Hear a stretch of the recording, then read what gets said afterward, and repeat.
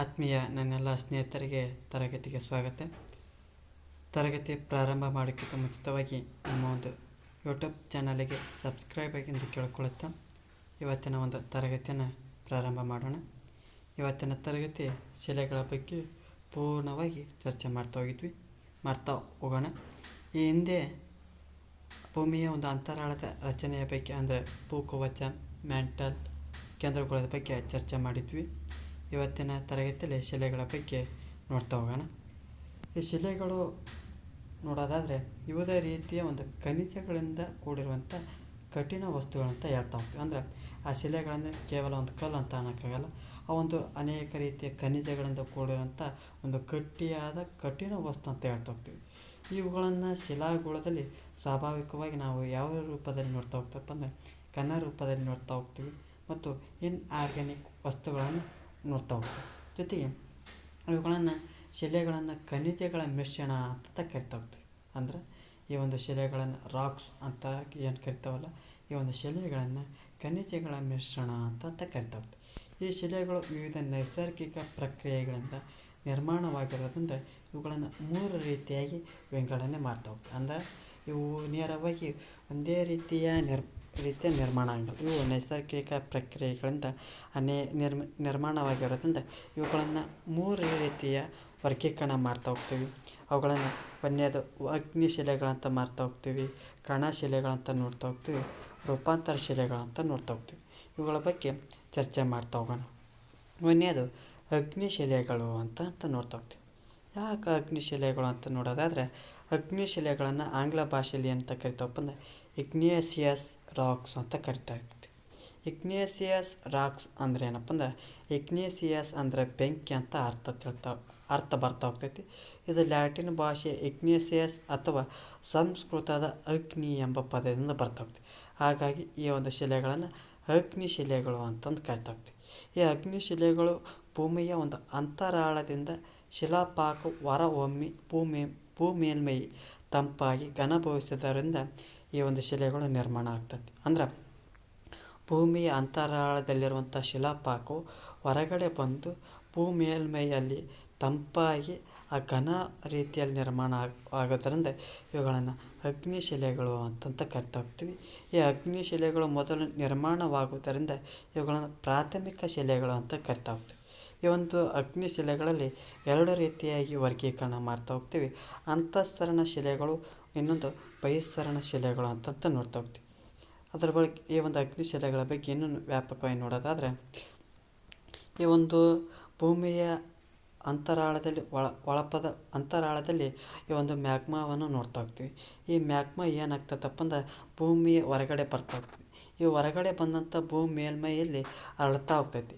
ಈ ಹರಡಿದಂಥ ಒಂದು ಲಾವಾರಸವು ಅಥವಾ ಮ್ಯಾಗ್ಮಾವು ಆ ಒಂದು ತಂಪಾಗಿ ಆ ಒಂದು ತಣ್ಣಗಾಗಿ ಒಂದು ರಚನೆ ಆಗ್ತೈತಿ. ಆ ರಚನೆ ಆದಂಥನ್ನು ಏನಂತ ಕರಿತಾವಪ್ಪ ಅಂದ್ರೆ ಅಗ್ನಿಶಿಲೆಗಳು ಅಂತ ಹೇಳ್ತಾ ಹೋಗ್ತೀವಿ. ಉದಾಹರಣೆಗೆ ಏನಂತ ಕರಿತಪ್ಪ ಅಂದ್ರೆ ಗ್ರಾನೈಟ್ ಅಂತ ಕರಿತೀವಿ. ಇವು ನೆಲದೊಳಗೆ ಕಾಣ್ತಾ ಹೋಗ್ತೀವಿ ಮತ್ತು ಬಸಾಲ್ಟ್ ಶಿಲೆಗಳನ್ನು ನೋಡ್ತಾ ಹೋಗ್ತೀವಿ. ಬುರುಗು ಮಿಶ್ರಿತ ರಚನೆಯನ್ನು ನೋಡ್ತಾ ಹೋಗ್ತೀವಿ. ಹೀಗಾಗಿ ಇವುಗಳನ್ನು ಅಗ್ನಿಶಿಲೆಗಳು ಅಂತ ಕರಿತಾ ಹೋಗ್ತೀವಿ. ಯಾಕಪ್ಪ ಅಂದರೆ ಭೂಮಿಯ ಒಂದು ಅಂತರಾಳದಿಂದ ಹೊರಗಡೆ ಬಂದು ಭೂ ಮೇಲ್ಮೈಯಲ್ಲಿ ಹರಡಿ ಅವುಗಳು ತಣ್ಣಗಾಗಿ ನಿರ್ಮಾಣವಾಗುವುದನ್ನು ಅಗ್ನಿಶಿಲೆಗಳು ಅಂತಂದು ನೋಡ್ತಾ ಹೋಗ್ತೀವಿ. ಜೊತೆಗೆ ಇವುಗಳಲ್ಲಿ 2 ರೀತಿಯ ವರ್ಗೀಕರಣ ಮಾಡ್ತಾ ಹೋಗಿದ್ವಿ. ಯಾವ ರೀತಿಯಪ್ಪ ಅಂದ್ರೆ ಒಂದನೇದು ಅಂತಃಸರಣ ಶಿಲೆಗಳನ್ನು ನೋಡ್ತಾ ಹೋಗ್ತೀವಿ, ಎರಡನೇದು ಬಹಿಸ್ಸರಣ ಶಿಲೆಗಳಂತ ನೋಡ್ತಾ ಹೋಗ್ತೀವಿ. ಅವುಗಳಲ್ಲಿ ಒಂದನೇದು ಅಂತಃಸರಣ ಶಿಲೆಗಳ ಬಗ್ಗೆ ನೋಡೋದಾದರೆ ಆ ಶಿಲಾಪಾಕ ಅಥವಾ ಮ್ಯಾಗ್ಮಾ ಅಂತ ಏನು ಕರಿತೀವಲ್ಲ, ಆ ಭೂಮಿಯ ಒಂದು ಮೇಲ್ಮೈಯನ್ನು ತಲುಪುವಂಥ ಮೊದಲೇ ಕೆಲವು ವೇಳೆ ಅಂತರಾಳದಲ್ಲಿ ತಂಪಾಗಿ ಘನೀಭವಿಸಿ ನಿಧಾನವಾಗಿ ಅಂತರಾಗ್ನಿ ಶಿಲೆಗಳು ನಿರ್ಮಾಣ ಆಗ್ತವೆ. ಅಂದ್ರೆ ಆ ಶಿಲಾಪಾಕ ಅಥವಾ ಏನು ಕರಿತೀವಲ್ಲ ಅಥವಾ ಮ್ಯಾಗ್ಮಾ ಅಂತ ಏನು ಕರಿತೀವಲ್ಲ, ಆ ಭೂಮಿ ಮೇಲ್ಮೈ ತಲುಪುವಂಥ ಮೊದಲೇ ಅಲ್ಲೇ ಅಂತರಾಳದ ಒಂದು ಒಳಭಾಗದಲ್ಲಿ ನಿರ್ಮಾಣವಾಗುವಂಥ ಶಿಲೆಗಳನ್ನು ಅಂತಃಸರಣ ಶಿಲೆಗಳಂತ ಹೇಳ್ತಾ ಹೋಗ್ತೀವಿ. ಈ ಒಂದು ಶಿಲೆಗಳು ದಪ್ಪ ಅರಳಿನಿಂದ ಕೂಡಿರ್ತಾ ಹೋಗ್ತವೆ. ಇವುಗಳು ಭೂಮಿಯ ಒಂದು ಒಳಭಾಗದಲ್ಲಿ ಹೆಚ್ಚು ಆಳದಲ್ಲಿರ್ತಾ ಹೋಗ್ತವೆ. ಹಾಗಾಗಿ ಇವುಗಳು ನೋಡ್ತಾ ಹೋಗ್ತೀವಿ. ಅಂದರೆ ಇವುಗಳನ್ನು ಯಾವುದನ್ನು ನೋಡೋದಾದರೆ ಗ್ರಾನೈಟನ್ನು ನೋಡ್ತಾ ಹೋಗ್ತೀವಿ, ಡಯೋರೈಟ್ ಅಂತ ನೋಡ್ತಾ ಹೋಗ್ತೀವಿ, ಗ್ಯಾಬ್ರೋ ನೋಡ್ತಾ ಹೋಗ್ತೀವಿ. ಇವು ಅಂತಃಸರಣ ಶಿಲೆಗಳಿಗೆ ಉದಾಹರಣೆ ನೋಡ್ತಿರ್ತೀವಿ. ಇವು ಭೂಮಿಯ ಒಂದು ಒಳಭಾಗದಲ್ಲಿ ರಚನೆ ಆಗಿರೋದನ್ನು ಕಾಣ್ತಾ ಹೋಗ್ತೀವಿ. ಎರಡನೇದು ಬಹಿಸ್ಸರಣ ಶಿಲೆಗಳಂತ ನೋಡ್ತಾ ಹೋಗ್ತೀವಿ.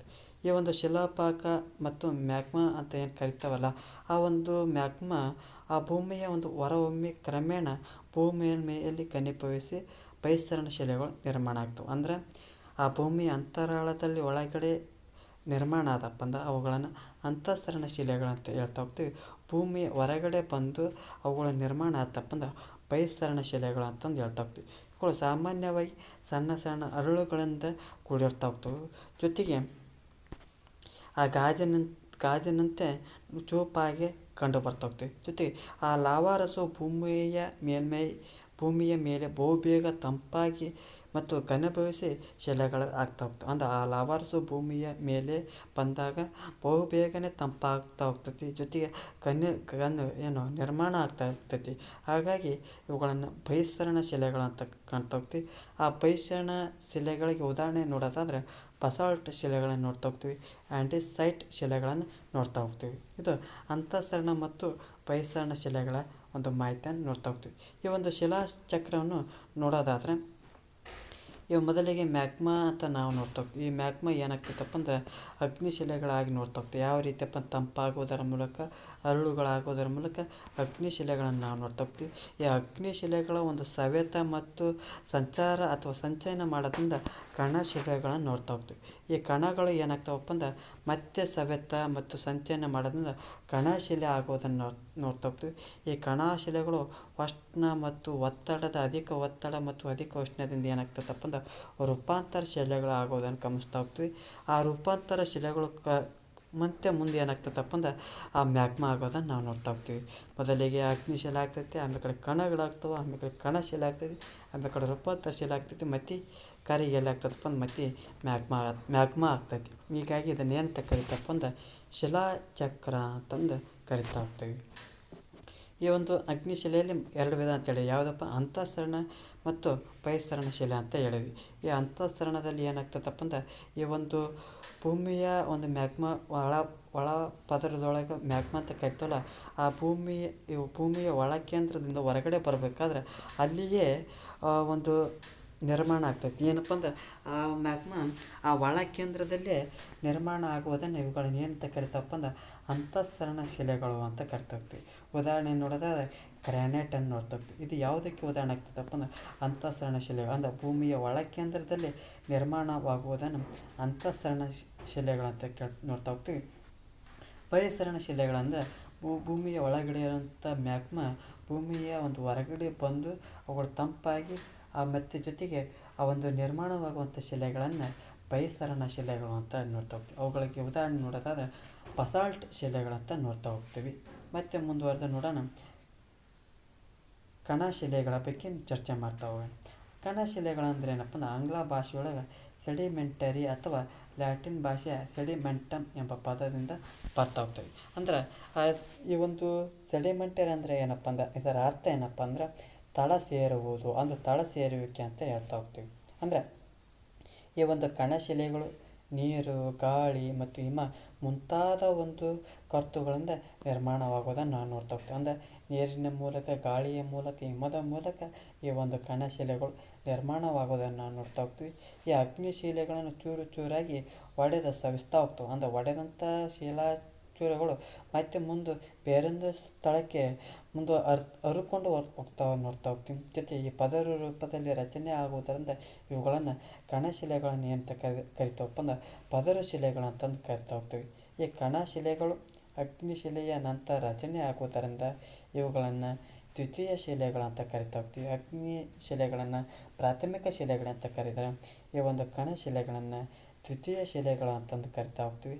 ಸಾಮಾನ್ಯವಾಗಿ ಇವು ಸಮುದ್ರ, ಸಾಗರ ಮೊದಲಾದ ಜಲರಾಶಿಗಳಲ್ಲಿ ನಿರ್ಮಾಣವಾಗುವುದರಿಂದ ಇವುಗಳನ್ನು ಜಲಶಿಲೆ ಅಂತಂದು ಕರಿತಾ ಹೋಗ್ತೀವಿ. ಎಲ್ಲಿ ನಿರ್ಮಾಣ ಆಗ್ತಾವಪ್ಪ ಅಂದ್ರೆ ಜಾಸ್ತಿ ಸಮುದ್ರ, ಸಾಗರ ಈ ಜಲರಾಶಿಗಳಲ್ಲಿ ನಿರ್ಮಾಣವಾಗುವುದರಿಂದ ಇವುಗಳನ್ನು ಜಲಶಿಲೆಗಳು ಅಂತಂದು ಕರಿತಾ ಹೋಗ್ತೀವಿ. ಇವುಗಳ ನಿರ್ಮಾಣದಲ್ಲಿ ನೀರು ಅತಿ ಮುಖ್ಯ ಪಾತ್ರವನ್ನು ಕಾಣ್ತಾ ಹೋಗ್ತೀವಿ.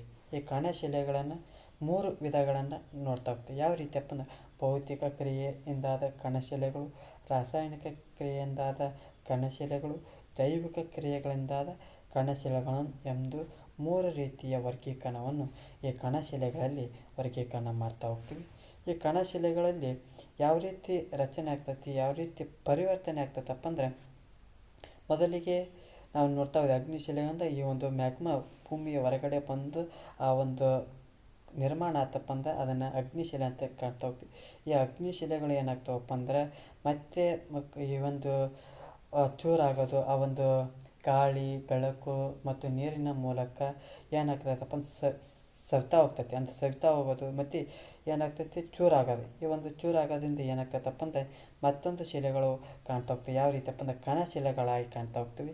ಈ ಕಣಶಿಲೆಗಳಿಗೆ ಉದಾಹರಣೆ ಏನಪ್ಪ ಅಂದ್ರೆ ಸುಣ್ಣಕಲ್ಲುಗಳನ್ನು ನಾವು ನೋಡ್ತಾ ಹೋಗ್ತೀವಿ. ಜೊತೆಗೆ ಸ್ಯಾಂಡ್ ಸ್ಟೋನ್ ಅಂತ ನೋಡ್ತಾ ಹೋಗ್ತೀವಿ. ಈ ಗ್ರಾನೈಟ್ ಇದ್ದದ್ದು ಏನಾಗ್ತೈತಪ್ಪ ಅಂದರೆ ನೀರ್ಸಾಗೋದನ್ನು ಕಾಣ್ತಾ ಹೋಗ್ತೀವಿ. ಮತ್ತು ಸ್ಯಾಂಡ್ ಸ್ಟೋನ್ ಇದ್ದದ್ದು ಏನಾಗ್ತೈತಪ್ಪ ಅಂದ್ರೆ ಕ್ವಾರ್ಟಜೈಟನ್ನು ನೋಡ್ತಾ ಹೋಗ್ತೀವಿ. ಇವುಗಳು ಏನಪ್ಪ ಅಂದ್ರೆ ಕಣಶಿಲೆಗಳಾಗೋದನ್ನು ಕಾಣ್ತಾ ಹೋಗ್ತೀವಿ. ಮತ್ತೆ ಮುಂದುವರೆದು ನೋಡೋದಾದ್ರೆ ಆ ಕಣಶಿಲೆಗಳು 2 ರೀತಿಯ ವರ್ಗೀಕರಣ ಮಾಡ್ತಾ ಹೋಗ್ತೀವಿ. ಯಾವ ರೀತಿಯಪ್ಪ ಅಂದ್ರೆ ಅಜೈವಿಕ ಶಿಲೆಗಳು, ಒಂದೇದು ಜೈವಿಕ ಶಿಲೆಗಳು ಅಂತ ನೋಡ್ತಾ ಹೋಗ್ತೀವಿ. ಆ ಅಜೈವಿಕ ಶಿಲೆಗಳೊಳಗೆ ಮತ್ತೆ ವರ್ಗೀಕರಣ ಮಾಡ್ತಾ ಹೋಗ್ತಾರೆ. ಭೌತಿಕ ಕ್ರಿಯೆಯಿಂದಾದ ಕಣಶಿಲೆಗಳು, ರಾಸಾಯನಿಕ ಕ್ರಿಯೆಯಿಂದಾದ ಕಣಶಿಲೆಗಳ ಬಗ್ಗೆ ನಾವು ನೋಡ್ತಾ ಹೋಗ್ತೀವಿ. ಈ ಭೌತಿಕ ಕ್ರಿಯೆಯಿಂದ ಕಣಶಿಲೆಗಳು ಮತ್ತೆ 2 ರೀತಿಯ ಮರಳುಮಯ ಶಿಲೆಗಳು, ಮೃಣ್ಮಯ ಶಿಲೆಗಳನ್ನು ನೋಡ್ತಾ ಹೋಗ್ತೀವಿ. ಈ ಮರಳುಮಯ ಶಿಲೆಗಳ ಉದಾಹರಣೆ ಮರಳುಗಲ್ಲುಗಳನ್ನು ನೋಡ್ತಾ ಹೋಗ್ತೀವಿ. ಆ ಮೃಣ್ಮಯ ಶಿಲೆಗಳಿಗೆ ಆ ಜೇಡಿ ಮಣ್ಣು ಅಂತ ಕರಿತೀವಿ, ಜೇಡಿ ಶಿಲೆಯನ್ನು ನೋಡ್ತಾ ಹೋಗ್ತೀವಿ. ಆ ರಾಸಾಯನಿಕ ಕ್ರಿಯೆಯಿಂದಾದ ಗಣಶಿಲೆಗಳನ್ನು ಕಲ್ಲುಪ್ಪು, ಜಿಪ್ಸಮ್ ಉದಾಹರಣೆಗಳನ್ನು ನಾವು ನೋಡ್ತಾ ಹೋಗ್ತೀವಿ. ಆದರೆ ಜೈವಿಕ ಶಿಲೆಗಳನ್ನು ಮತ್ತೆ 2 ಭಾಗವನ್ನು ಮಾಡ್ತಾ ಹೋಗ್ತೀವಿ. ಚೂರ್ಣಾದಿಕ್ಕ ಶಿಲೆಗಳು, ಇಂಗಾಲಾದಿಕ್ಕ ಶಿಲೆಗಳು. ಚೂರ್ಣಾದಿಕ್ಕ ಶಿಲೆಗಳಿಗೆ ಸುಣ್ಣಕಲ್ಲುವನ್ನು ನೋಡ್ತಾ ಹೋಗ್ತೀವಿ.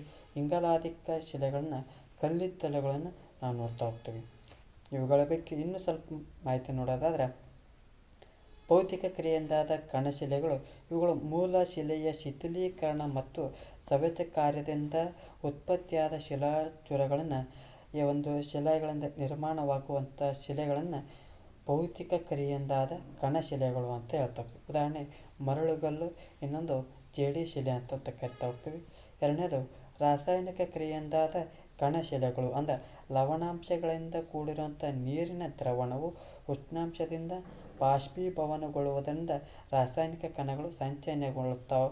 ಈ ಒಂದು ಶಿಲೆಗಳು ನಿರ್ಮಾಣವಾಗ್ತವೆ. ಅಂದರೆ ಈ ಒಂದು ಲವಣಾಂಶಗಳಿಂದ ಕೂಡಿರುವಂಥ ನೀರಿನ ದ್ರವಣವು ಆ ಒಂದು ಉಷ್ಣಾಂಶದ ಪರಿಣಾಮದಿಂದ ಬಾಷ್ಪೀಭವನ ಅಂದರೆ ಆ ನೀರಿನ ಆ ಲವಣಾಂಶದಲ್ಲಿರುವಂಥ ನೀರು ಬಾಷ್ಪೀಭವನ ಆಗೋದ್ರಿಂದ ಆ ಒಂದು ಉಳಿದಂಥ ಶಿಲೆಗಳು ನಿರ್ಮಾಣ ಆಗ್ತವೆ. ಅಂದ್ರೆ ನಿರ್ಮಾಣ ಯಾವ ರೀತಿಯಪ್ಪ ಅಂದ್ರೆ ಉದಾಹರಣೆ ನೋಡೋದಾದ್ರೆ ಕಲ್ಲುಪ್ಪು ಆಗ್ತವೆ, ಜಿಪ್ಸಮ್ ಆಗ್ತವೆ. ಇದು ರಾಸಾಯನಿಕ ಕ್ರಿಯೆಯಿಂದಾದ ಕಣಶಿಲೆಗಳನ್ನು ನಾವು ನೋಡ್ತಾ ಹೋಗ್ತೀವಿ. ಮೂರನೇದು ಜೈವಿಕ ಕ್ರಿಯೆಗಳಿಂದಾದ ಕಣಶಿಲೆಗಳು ಅಂದರೆ ಜೀವಾವಶೇಷಗಳಾದ ಜಲಚರಗಳು, ಚಿಪ್ಪುಗಳು, ಸಸ್ಯವರ್ಗ, ಪ್ರಾಣಿವರ್ಗಗಳ ಪಳೆಯುಳಿಕೆಗಳು ಆ ಮಣ್ಣಿನಲ್ಲಿ ಸೇರಿ ಗಟ್ಟಿಯಾಗಿ ಜೈವಿಕ ಕಣಶಿಲೆಗಳಾಗ್ತಾ ಹೋಗ್ತವೆ. ಅಂದ್ರೆ ಉದಾಹರಣೆ ನೋಡೋದಾದ್ರೆ ಸುಣ್ಣಕಲ್ಲು, ಕಲ್ಲಿದ್ದಲು. ಅಂದರೆ ಒಂದು ಜಲಚರಗಳಿಂದ, ಜೀವಾವಶೇಷಗಳಿಂದ ಈ ಒಂದು ಶಿಲೆಗಳು ನಿರ್ಮಾಣ ಆಗ್ತವೆ. ಅಂದರೆ ಉದಾಹರಣೆಗೆ ಕಲ್ಲಿದ್ದಲು ಮತ್ತು ಸುಣ್ಣಕಲ್ಲುಗಳನ್ನು ನಾವು ನೋಡ್ತಾ ಹೋಗ್ತೀವಿ. ಮತ್ತು ಈ ಒಂದು ಜೈವಿಕ ಮತ್ತು ಅಜೈವಿಕ ಶಿಲೆಗಳ ವಿವರಣೆ ನೋಡೋದಾದರೆ, ಆ ಜೈವಿಕ ಶಿಲೆಗಳು ಯಾವ ರೀತಿಯಪ್ಪ ಅಂದರೆ ಜೀವಿಯ ಒಂದು ಉಳಿಕೆಗಳಿಂದ, ಆ ಸಾಗರ ಜೀವಿಗಳಿಂದ ಆಗಿರ್ಬೋದು, ಹವಳಗಳು, ಚಿಪ್ಪುಗಳಿಂದ ರಚನೆ ಆಗಿರ್ಬೋದು, ಆ ಸಸ್ಯಗಳ ಅವಶೇಷಗಳಿಂದ ಆಗಿರ್ಬೋದು, ಈ ರೀತಿಯ ನಿರ್ಮಾಣವಾದಂಥ ಶಿಲೆಗಳನ್ನು ಜೈವಿಕ ಶಿಲೆಗಳಂತ ಕರಿತಾ ಹೋಗ್ತೀವಿ. ಈ ಸಾಗರ ಜೀವಿಗಳಿಂದ ಏನು ಪರಿವರ್ತನೆ ಆಗ್ತದಪ್ಪ ಅಂದ್ರೆ ಸುಣ್ಣದ ಕಲ್ಲು ನಿರ್ಮಾಣ ಆಗ್ತದೆ. ಆ ಸಸ್ಯಗಳ ಅವಶೇಷಗಳಿಂದ ಏನಾಗ್ತದಪ್ಪ ಅಂದ್ರೆ ಆ ಕಲ್ಲಿದ್ದಲು ಉತ್ಪಾದನೆ ಆಗೋದನ್ನು ಈ ಒಂದು ಜೈವಿಕ ಶಿಲೆಯೊಳಗೆ ನಾವು ನೋಡ್ತಾ ಹೋಗ್ತೀವಿ. ಅಜೈವಿಕ ಶಿಲೆಗಳಂದ್ರೆ ಏನಪ್ಪ ಅಂದ್ರೆ ಆ ರಾಸಾಯನಿಕ ಪ್ರಕ್ರಿಯೆಯೊಳಗೆ ರಚನೆಯಾದಂಥ ಶಿಲೆಗಳನ್ನು ಅಜೈವಿಕ ಶಿಲೆಗಳಂತಂದು ಕಾಣ್ತಾ ಹೋಗ್ತೀವಿ. ಅಂದ್ರೆ ಈ ಉದಾಹರಣೆಗೆ ಆ ಸಮುದ್ರದ ಅಂಚಿನಲ್ಲಿರುವಂಥ ನೀರು ಆವಿ ಆಗೋದರ ಮೂಲಕ ಏನು ಉಳಿತೈತಪ್ಪ ಅಂದ್ರೆ ಅಲ್ಲಿ ಉಪ್ಪಿನ ಅಂಶವನ್ನು ನೋಡ್ತಾ ಹೋಗ್ತೀವಿ. ಆ ಉಪ್ಪಿನ ಅಂಶವನ್ನು ನೋಡೋದ್ರಿಂದ ಅಲ್ಲಿ ಸೋಡಿಯಂ ಕ್ಲೋರೈಡನ್ನು ಕಾಣ್ತಾ ಹೋಗ್ತೀವಿ.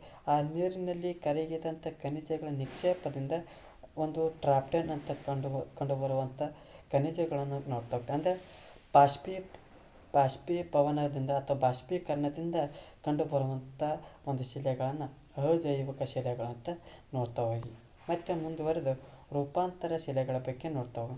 ಈಗ ಹೇಳಿದಲ್ಲ, ಅಗ್ನಿಶಿಲೆಗಳು ಮತ್ತು ಕಣಶಿಲೆಗಳ ಅತ್ಯಧಿಕ ಉಷ್ಣ ಹಾಗೂ ಒತ್ತಡದ ಪರಿಣಾಮದಿಂದ ಮಾರ್ಪಾಡು ಹೊಂದಿ ರೂಪಾಂತರವಾಗುವುದನ್ನು ರೂಪಾಂತರ ಶಿಲೆಗಳು ಅಂತ ಹೇಳ್ತಾ ಹೋಗ್ತೀವಿ. ಅಂದ್ರೆ ಅಗ್ನಿಶಿಲೆಗಳನ್ನು ನೋಡ್ತಾ ಹೋದ್ವಿ, ಕಣಶಿಲೆಗಳನ್ನು ನೋಡ್ತಾ ಹೋದ್ವಿ. ಆ ಒಂದು ಅಗ್ನಿಶಿಲೆ ಕಣಶಿಲೆಗಳನ್ನು ಅತ್ಯಧಿಕ ಉಷ್ಣಾಂಶ ಮತ್ತು ಒತ್ತಡದ ಪರಿಣಾಮದಿಂದ ಏನಾಗ್ತೈತಪ್ಪ ಅಂದ್ರೆ ರೂಪಾಂತರ ಆಗ್ತವೆ. ಹಾಗಾಗಿ ಈ ಒಂದು ಶಿಲೆಗಳನ್ನು ರೂಪಾಂತರ ಶಿಲೆಗಳಂತ ನೋಡ್ತಾ ಹೋಗ್ತೀವಿ. ಉದಾಹರಣೆ ನೋಡೋದಾದ ಗ್ರಾನೈಟ್ ಇದ್ದದ್ದು ಏನಾಗ್ತೈತಪ್ಪ ಅಂದ್ರೆ ನೀಸ್ ಆಗ್ತೈತಿ, ಬಸಾಲ್ಟ್ ಇದ್ದದ್ದು ಏನಾಕೈತೆ ಅಂದ್ರೆ ಶಿಸ್ಟ್ ಆಕತಿ, ಸುಣ್ಣ ಕಲ್ಲು ಇದ್ದದ್ದು ಏನಾಕೈತೆ ಅಂದ್ರೆ ಅಮೃತ ಶಿಲೆ ಆಗ್ತೈತಿ, ಮರಳು ಶಿಲೆ ಇದ್ದದ್ದು ಸ್ಫಟಿಕ ಶಿಲೆ, ಕಲ್ಲಿದ್ದಲು ಇದ್ದದ್ದು ಗ್ರಾಫೈಟ್ ಇದ್ದದ್ದು ವಜ್ರ ಸಿಗ್ತೈತಿ. ಹೀಗಾಗಿ ಈ ಒಂದು ರೂಪಾಂತರ ಶಿಲೆಗಳನ್ನು ಕಾಣ್ತಾ ಹೋಗ್ತೇವೆ. ಈ ರೂಪಾಂತರ ಶಿಲೆಗಳು ಅತ್ಯಂತ ಕಠಿಣವಾಗಿರೋದನ್ನು ಕಾಣ್ತಾ ಹೋಗ್ತೀವಿ. ಈ ರೂಪಾಂತರ ಶಿಲೆಗಳನ್ನು ಅಮೂಲ್ಯವಾದ ಖನಿಜಗಳಂತ ಹೇಳ್ತಾ ಹೋಗ್ತೀವಿ. ಬೆಲೆ ಬಾಳುವ ಅರಳುಗಳನ್ನು ಹೇಳ್ತಾ ಹೋಗ್ತೀವಿ. ಉದಾಹರಣೆಗೆ ವಜ್ರ, ರುಬಿ, ಎಮರಾಲ್ಟ್ ಅಂತ ನೋಡ್ತಾ ಹೋಗ್ತೀವಿ. ಇಲ್ಲಿವರೆಗೆ ನಾವು ಏನು ತಿಳ್ಕೊಂಡು ಅಂದ್ರೆ ಅಗ್ನಿ ಶಿಲೆಗಳ ಬಗ್ಗೆ ಸಂಪೂರ್ಣವಾಗಿ ತಿಳ್ಕೊಂಡ್ವಿ.